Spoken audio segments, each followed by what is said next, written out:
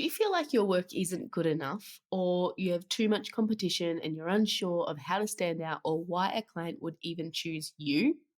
In today's episode with Karinda Kinsler, we discuss the real reason clients book you. And in the members half of the episode, we delve deep into how you can truly connect with those clients in order to grow your sales. Between all of that, we also covered the mistake Karinda learned from her previous business and the impact of implementing change based on that when launching her equine business.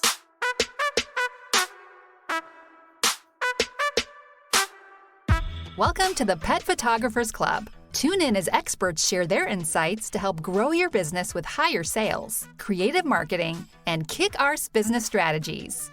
Now on to the show.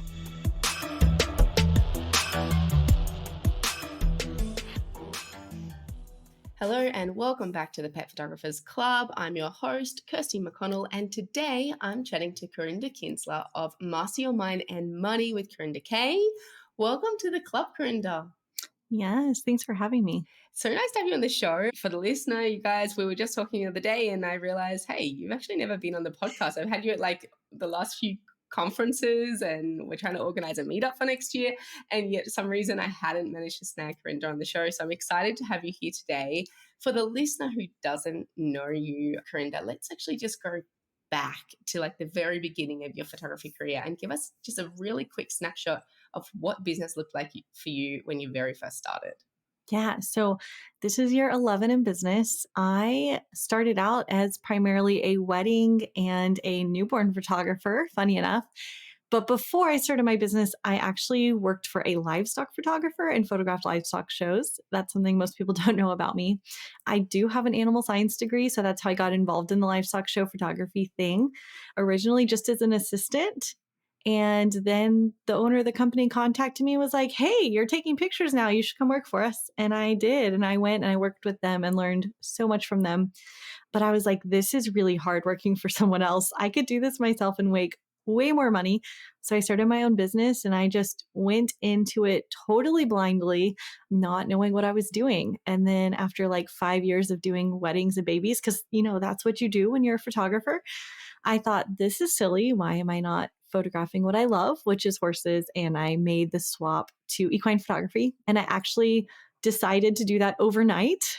I literally visited Lexington, Kentucky. I was like, this is where my heart is. I love horses. What am I doing? I stayed up all night. I built my website and I launched my brand the next day. So for all of you that are thinking about doing something big and scary in your business, I would say just like stay up all night, launch it, do it. It doesn't have to be perfect because that's what I did. And it was the best decision that I made in my business. Yeah, nice. There is like a common theme amongst pet photographers that have done something like that. I've noticed we kind of go into two camps, either procrastination central or just rip off the Band-Aid. I also came home from quitting my job where I was a photography assistant and editor in a studio. And I came home, I quit my job. My mum, I was super young. My mum came home and she's like, what are you doing here? And why aren't you at work? And I was like, I quit. And she was like, what are you doing now? I'm like, I'm building a website. And it was done by that night. I knew nothing about website building. And that's just my story. You've just told yours. And I've heard a few others as well. That's really exciting to see that, if you can keep that mindset and carry that through of that you've just got to make shit happen. I think we see that takes you quite a distance. So from that, I guess it was 6 years ago then, Karinda, that you did that to where you are today. How much has the kind of business model changed and the structure of how you're doing your photo shoots, or is it still quite similar? That's a good question. It's actually really similar. I started out doing IPS in the very early years. Like in the first few months, I hired a mentor that did IPS and I was having like lower sales. I think my packages were like $350 to like $1,200. So most of my sales were in that range. I used to use printed out proofs and we would literally make 3 piles with 4x6 proofs that were printed out. For the most part, like the process is the same. But what happened was I made a lot of really terrible mistakes in my wedding and baby business, like bad situations with clients or things that were miscommunicated or clients that weren't prepared properly. And essentially through that process, I like fell down the stairs a lot of times and got back up and rebuilt and added in touch points and just kept like trying to make the process rock solid so I didn't get in weird sticky situations. So when I relaunched my equine brand, or when I launched it for the first time, it was really cool because I got to take everything I knew from launching a wedding and a newborn business, and I essentially got to do it right the first time. And I didn't have to screw up. And also, too, it was like a totally new clientele. So it wasn't like there were those weird, like, growing pains of like starting lower, raising your prices over time. It was just like, here I am, world. And I just like did it right the first time. So it was a really cool Mhm. experience. And also, too, like, I think the wedding and the baby industry do a lot of things differently. And I learned so much from those industries. And then I was like, okay, how do I take this and make it work in the pet equine space? Which was also super helpful when I launched that brand. Yeah, I imagine. Certainly, as well, with all that experience with sales in particular and like making all those mistakes, but implementing change afterwards, it gives you like quite a head start, I guess, in this new brand. But it's not because, you know, you were lucky. It was because you did all the hard yards already. So, what's like, I don't know, an example of one of those big mistakes where you fell down the stairs, as you say, that you think like if other people can avoid making that mistake, that's just going to help, shortcut their path. Yeah, I think like a lot of times I expected that I would just tell my clients something once or send them the email or the PDF guide or whatever it was. And I would just expect that they would like actually read it and pay attention and remember. And I think the biggest thing I started to learn was people don't remember anything and they don't read anything, especially if you only tell them once. And I also started to realize that people learn in different ways. So you have like visual learners, auditory learners, and actually one of the best way to get people to learn something is to ask them a question about it. So I started like over educating my clients in all of these different ways that worked really well for different people's brains. So I might say it one time, I might ask a question the next time, I might put it in writing in a paragraph form one time, I might put it in bullet point form the next time. But essentially, like anything that's important that they need to know, I started to continually reinforce over and over and over again. Like I was banging them over the head with it. And then finally, I got to a place where I was like, oh, my clients are ready. They're prepared. They're not coming to me like ever saying, like, I don't know, or I didn't know this, or I didn't know that, because I'm just so good at reinforcing over and over again with them. So I think that's like the biggest thing that really changed my business and helped me avoid bad situations the technically third time around, I guess, with the third brand. Yeah, I can see that will make a big difference. So, what would be an example there, Corinda, where something that that you have to reiterate in every different form for somebody? What would be like the number one thing that do not miss?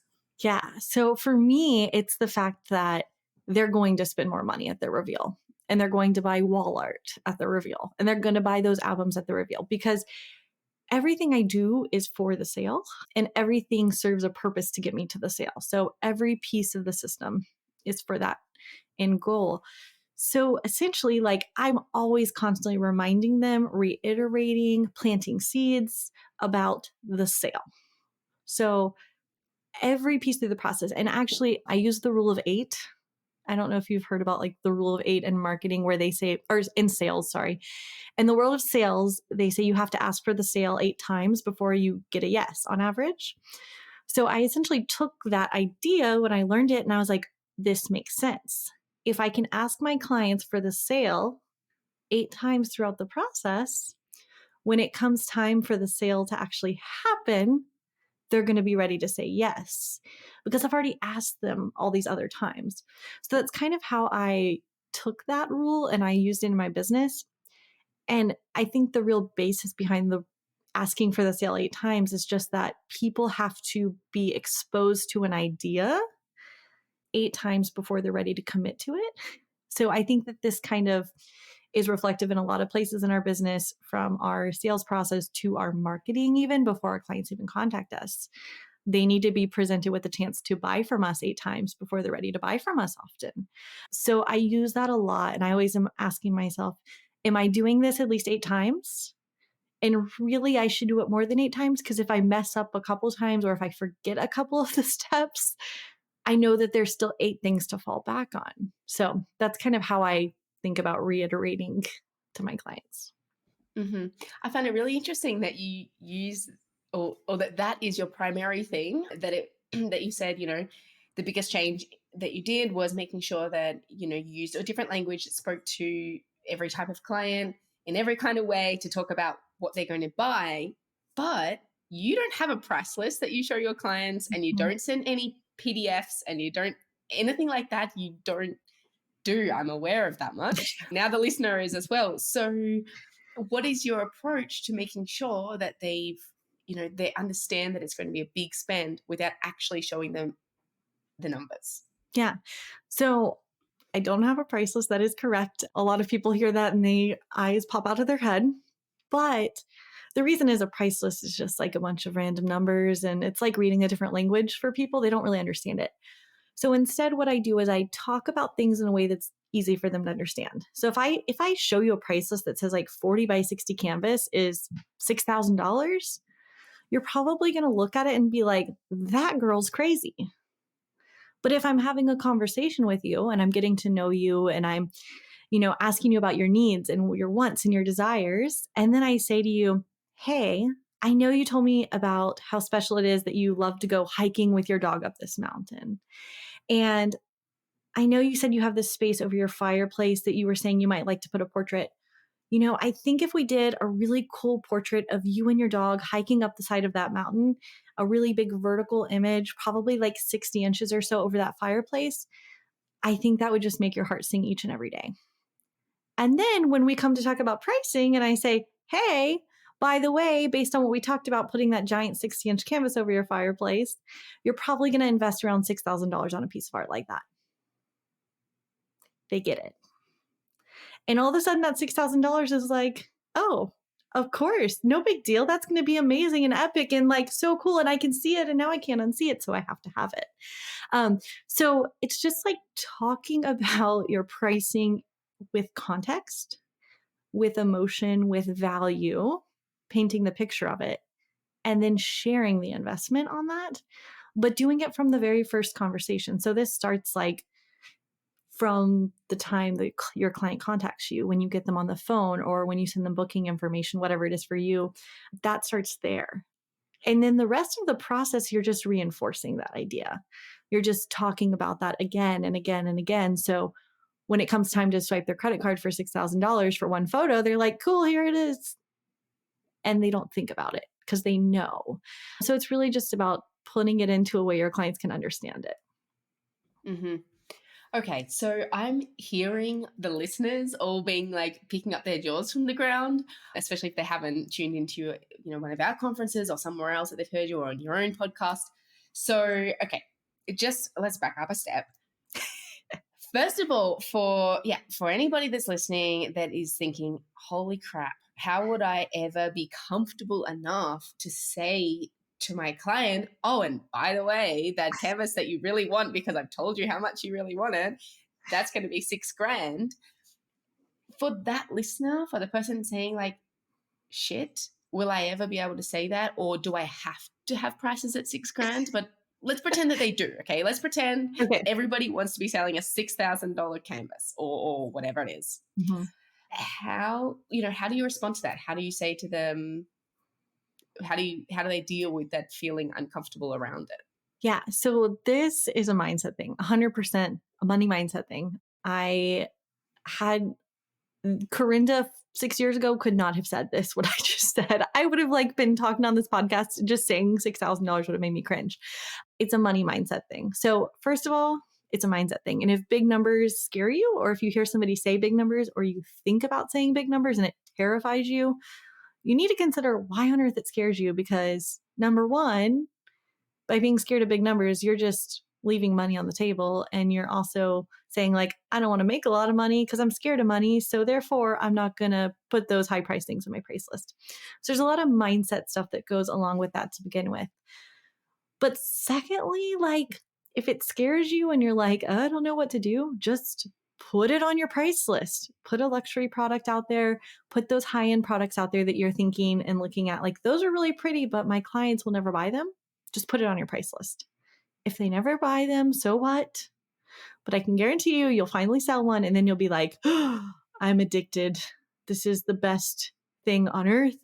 I cannot even imagine what this will be like when every client buys these. And then you will just absolutely fall off the cliff and just be all into those expensive products. But in the beginning, it's normal to feel uncomfortable. And I think that's okay to feel that way. If you're considering a change like in your pricing or your system and it feels easy, it's probably not a big enough change. You need to like be okay with being just uncomfortable a little bit and pushing yourself outside of your comfort zone, or else you'll just always play it safe. And I think that applies to products, client experience, pricing, picking up the phone to call a client. That's like the number one thing photographers tell me they're terrified of is calling a client. It's okay. It gets easier, but just do it the first time. Okay. So what about then to the people saying, but my clients will never pay $6,000 for my photos because my photos are not worth $6,000?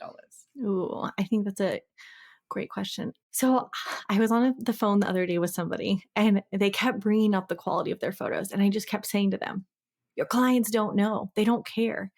You'll, I'm sure, learn soon enough that if you accidentally don't cull one photo that's like slightly out of focus or maybe wasn't the best photo and you don't love it, your client will pick that one as their favorite, which proves that your clients know nothing about the quality of your work. They will always pick the slightly out of focus or slightly soft or the picture you meant to cull and forgot to cull. And then you're in the heat of the moment, you reveal and it comes up and you're like, oh God, that's terrible. And your client's like, that's my favorite picture in the world. And you're cringing because you know it sucks.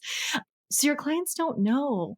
And the truth of the matter is that they are not professional photographers. They are not award winning artists. They are not on the board judging print competitions or anything like that. So they don't know. And what I would say is that your clients are buying the emotion, they're buying the experience. They don't care if your pictures are good enough yet. And if you're on Facebook, you see people post really terrible pictures all the time, and all their friends are like, these are so beautiful. And you're just like, ugh. They look like aliens or they look half dead because their skin is blue. But everybody tells them how beautiful they look anyway. So I think that really proves the point of your clients don't know, nor do they care. So just go put it out there and start making more money while you're learning and getting better.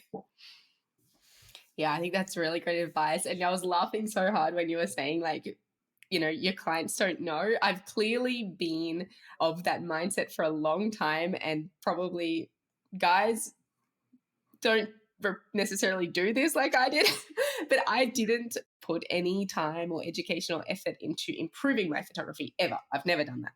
I studied for 2 years, I got my diploma, and then I just ran with those skills.